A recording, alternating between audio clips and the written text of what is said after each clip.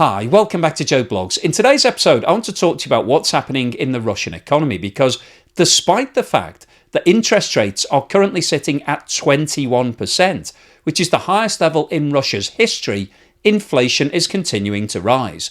And this represents a serious problem from both the Bank of Russia and the Russian economy's perspective because, as I'm sure you'll be aware if you follow the channel, the traditional way of dealing with rising inflation to try to stop it is to increase interest rates. But once you've got to a record-breaking level, once you're into the 20s, does that continue to work? Will the Bank of Russia just continue increasing interest rates forever until inflation comes down? Or will they try something else? And the problem that they have is that they have actually tried most things and it simply isn't curing the problem with inflation. Now, before we get onto the details of looking at what's going on with inflation, I thought I'd pose a quick question to you.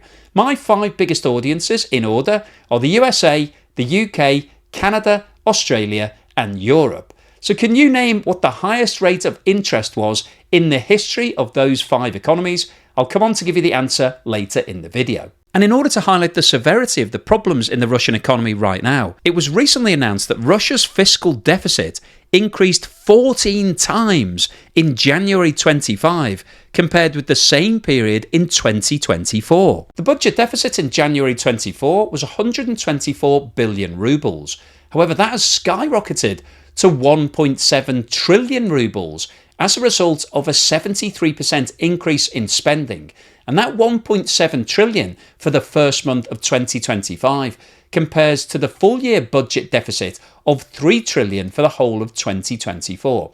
So this really shows that Russia is ramping up its spending right now, and the strain of the war in Ukraine is really taking its toll on the Russian economy. And I think this is one of the reasons why Russia is so open to having talks with President Trump at the moment to try to bring the war to a swift conclusion, because it is really breaking the Russian economy. So let's have a look at what's going on with inflation right now.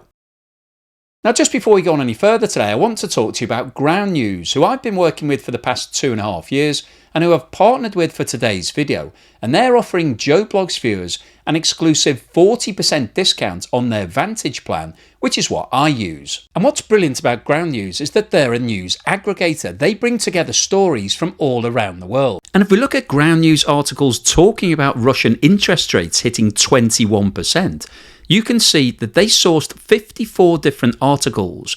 And what's great about Ground News is that they tell you whether those articles come from media sources that lean to the left, lean to the right, or come from the centre, which is really important to me when I'm trying to provide a balanced viewpoint. Ground News are offering Joe Blogs viewers a 40% discount on the Unlimited Vantage plan, which you can access by scanning the QR code on the screen now or clicking the link in the description below. This chart shows the movement in the official rate of inflation in Russia over the past 12 months. And one important thing to note about this chart is that the scale on the right hand side does not start at 0. It actually starts at 7.2% and rises to 10.5%. What this chart shows is that between January and August 24 there was a steady increase in inflation to 9.1%.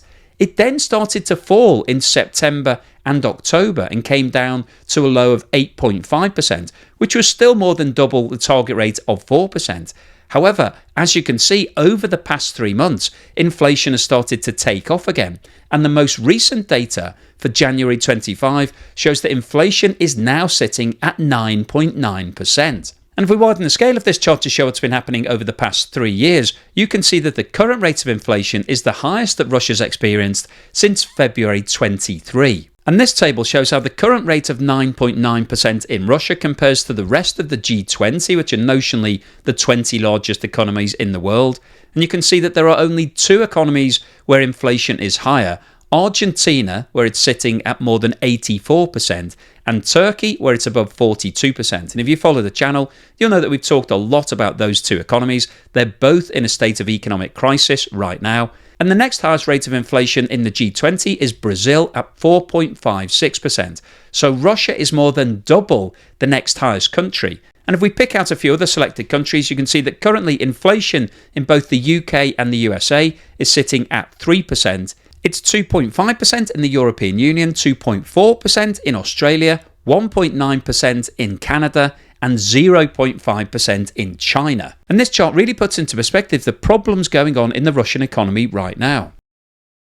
This chart shows the year-on-year movement in food prices in Russia over the past 12 months, and this is a metric that we always like to look at because the poorest members of any society are disproportionately impacted when food prices are rising rapidly because they're spending a higher percentage of their budget on food. And this chart looks pretty similar to the chart that we just looked at for inflation. However, the actual levels are higher. In January 24, food prices increased year on year by 8.1%.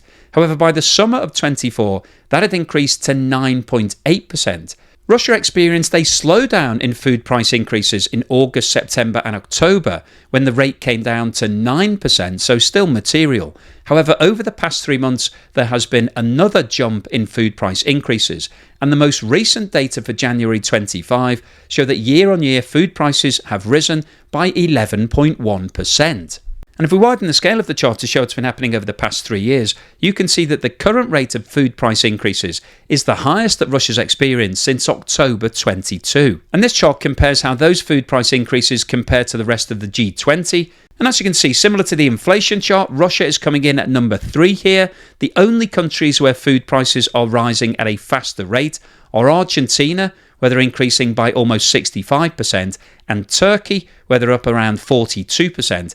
And the next highest in the G20 below Russia is Brazil, where food prices have increased by 7.25%. And once again, if we pick out a few other selected countries, you can see that food prices are currently rising by 3.3% in the UK, 3% in Australia, 2.5% in the United States, 1.6% in the European Union, 0.4% in China, and interestingly, in Canada, food prices year on year have actually fallen by 0.6%.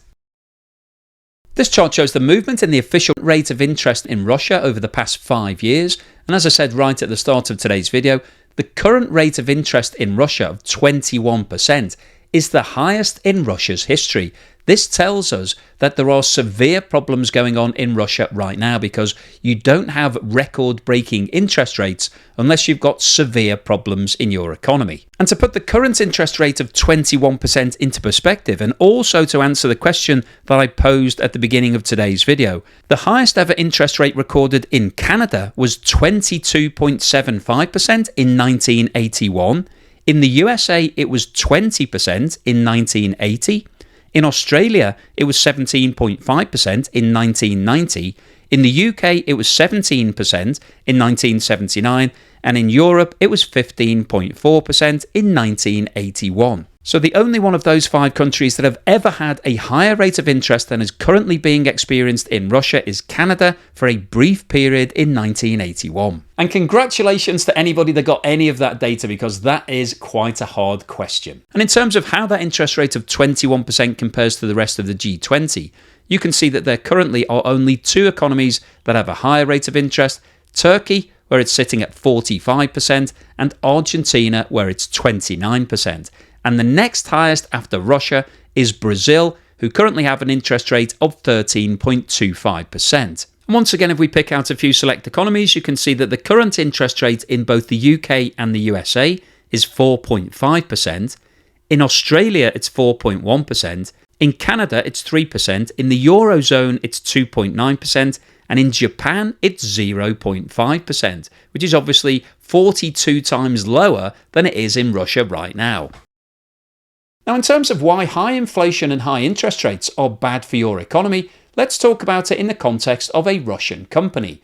Let's say you're a production business and you want to increase your output. You decide that you need to add another production line. Now, if you don't have enough money to be able to fund that yourself, then you would normally go to the bank and borrow that money, and you could do a return on capital calculation to say, okay, I need to borrow 1,000,000 rubles, for example, but within 2 years I'll get a payback on that and I'll be earning a lot of profit. But the problem that Russian businesses have right now is that if they want to take on that debt, they're going to have to pay 21% as the base cost of borrowing plus a margin. So the Russian business might need to pay 25 or 30% interest every single year on the money that they're borrowing. And obviously that changes the calculation hugely, because nobody wants to pay 30% interest on a loan. It becomes very difficult to make the numbers work. But in addition to that, because we've got rising inflation at the moment in Russia, it means that if you're having to take on more people and buy in more raw materials to fund that new production line, it's going to cost you more than you originally planned. This chart, which is the latest data that's been published by Russia, unfortunately only goes up to November 24. They've stopped publishing this data, so we can't give you an up-to-the-minute update. But it shows what's been happening over the past 12 months with real wages. And as you can see, in November 24, real wages increased by 7.3%. And the reason that that's important is because real wages actually take account of inflation. So the 7.3% is on top of the inflation figure in November 24 of 8.9%. So that gives us a real increase in wages of 16.2%. And one of the reasons why wages are increasing so rapidly at the moment is because there's a shortage of labour. This chart shows the unemployment rate in Russia. And as you can see, the latest data that's been published, which is for December 24, shows that the unemployment rate is 2.3%. And that compares with 6.4% back in August 2020. So what this data is showing us is that Russian businesses are being squeezed from both sides. They're seeing a rise in their costs as a result of inflation. So wages are going up, raw material prices are going up, but at the same time, the cost of borrowing is also at a record high. So Russian businesses don't really have anywhere to turn. If cost of borrowing was low, then theoretically they could have actually taken on some debt to fund the increase in the cost to get them through this difficult period. However, what they're seeing is the cost of everything is going up and their profits are going down. And that's one of the reasons why GDP isn't increasing at the same sort of rate in Russia as you would have expected, given the fact that the Kremlin is sponsoring lots of different businesses. That's one of the reasons why there is a labour shortage right now, because the companies that are receiving the golden ticket from the state, who are being given guaranteed orders and guaranteed revenue, are paying top dollar to bring in all of the people to achieve maximum output. That's pushing up wages for all the other companies, and they're now really struggling. So what's the summary and conclusion today? Well, I wanted to post this video because I think what's happening with inflation and interest rates really tell us that there are serious problems continuing in the Russian economy. We've seen from the January data that inflation is now sitting at just under 10%.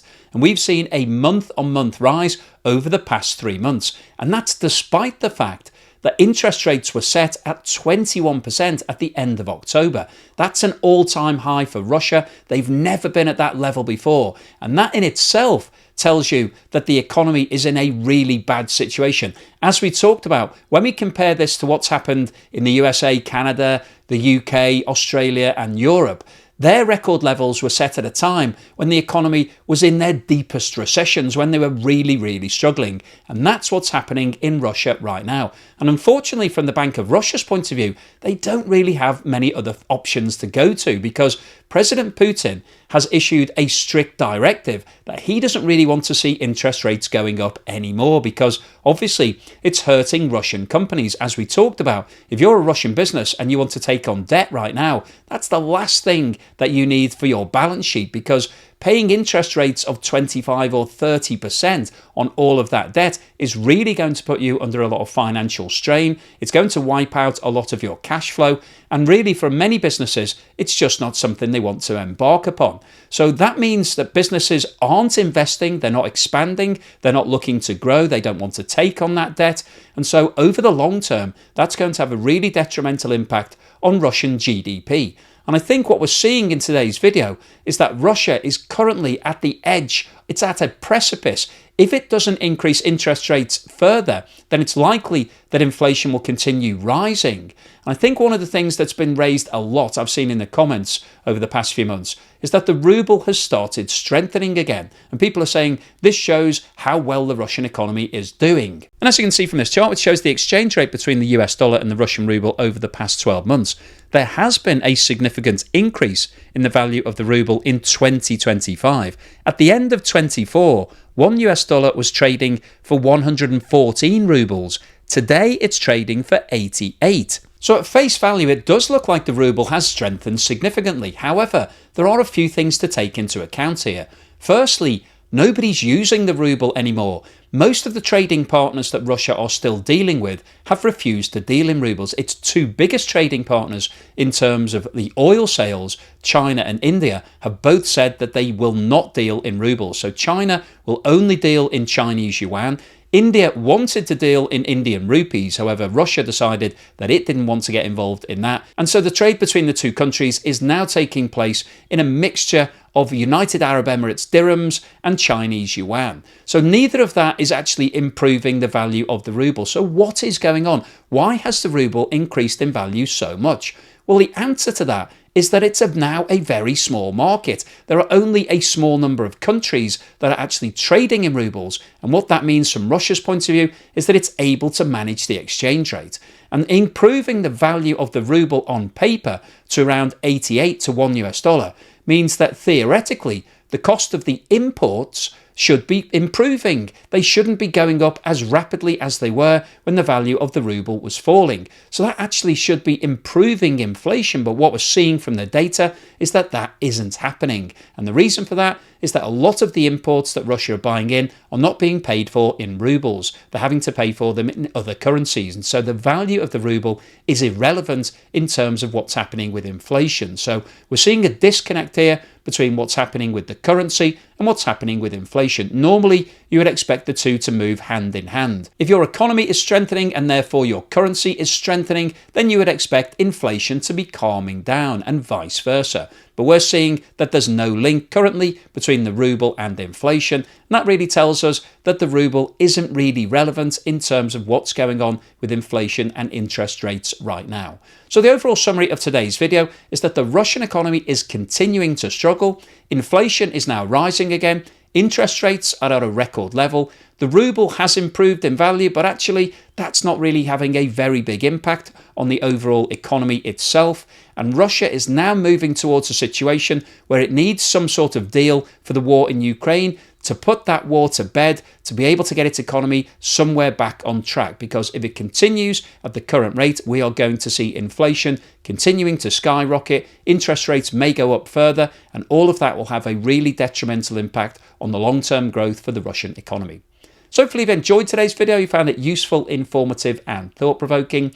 If you've liked what I've said, then please give me a thumbs up. Thank you for watching this video all the way through to the end. Also, thank you to everybody that's bought me a coffee or sent me a YouTube super thanks or signed up as a Patreon or a member. I really, really appreciate that support. It really does help to keep me going. So thank you so much for that. And here's something to put a smile on your face.